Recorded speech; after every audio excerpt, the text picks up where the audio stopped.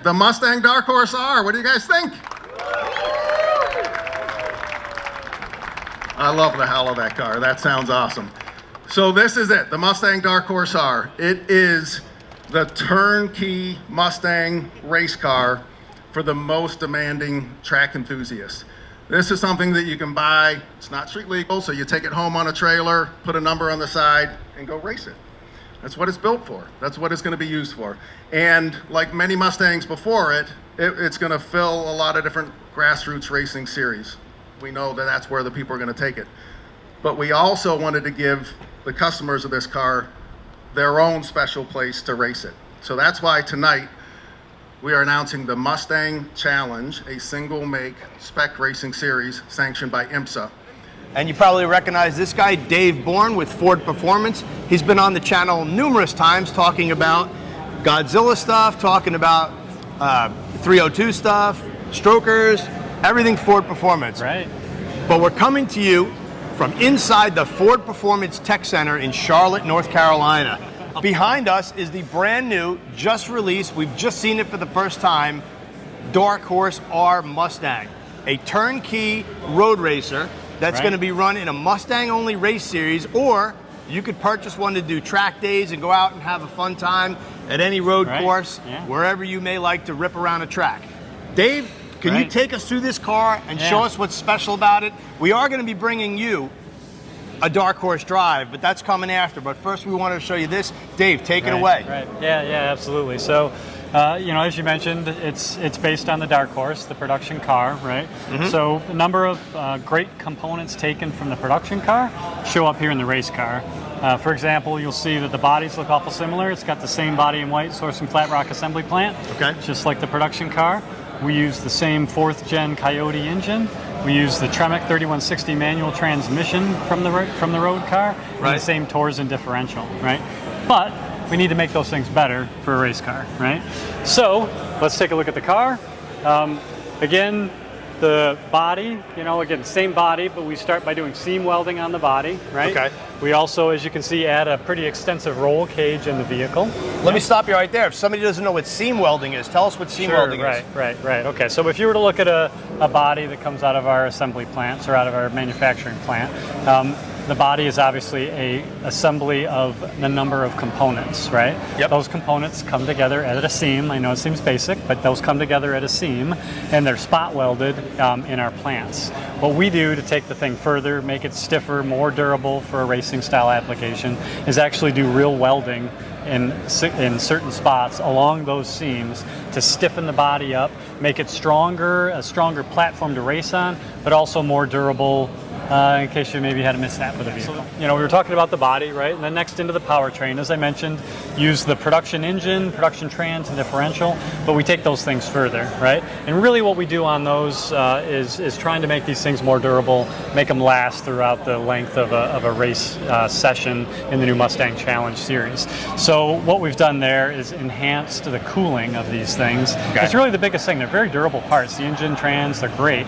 But when you're running them hard, running a vehicle with slicks, you really need to make sure that you've got those things taken care of and keeping them cool. One thing we have done to the engine is we've changed the oil pan. We have a deep sump, high capacity oil pan. Same pan that was on the Shelby FP350S that we developed a number of years back. So you had the data. We did a ton of work on that vehicle and on that pan, and we know it works really well on these Coyote engines.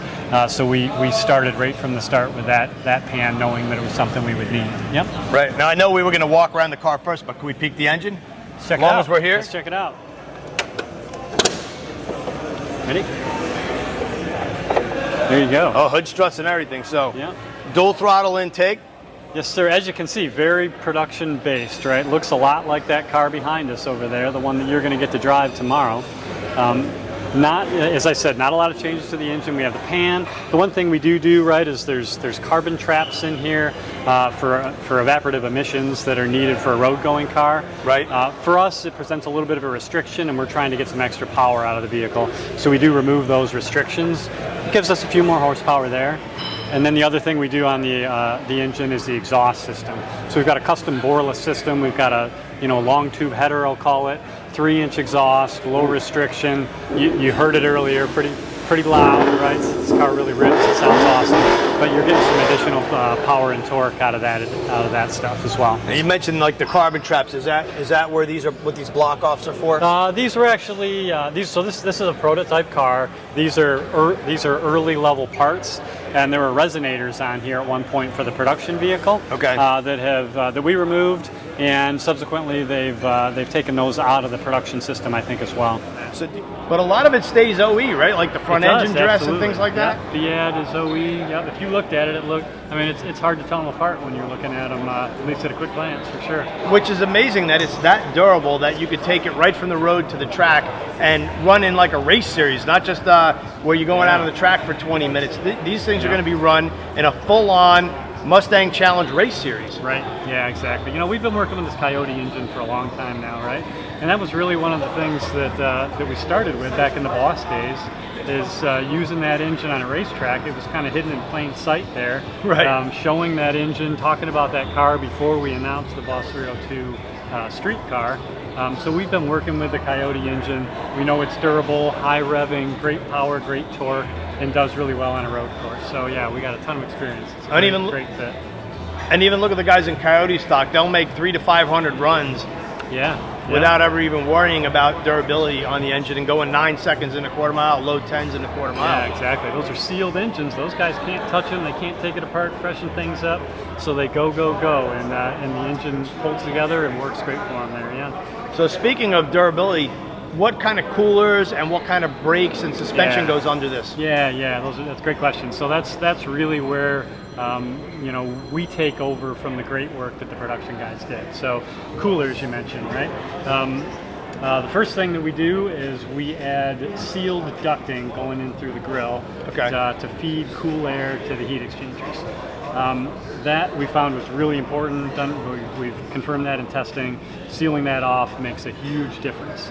The other thing we've done, right, so the radiator's the production dark horse part. It works outstanding, but we had to go to an upgraded an upgraded oil heat exchanger, so it's much larger in that stack.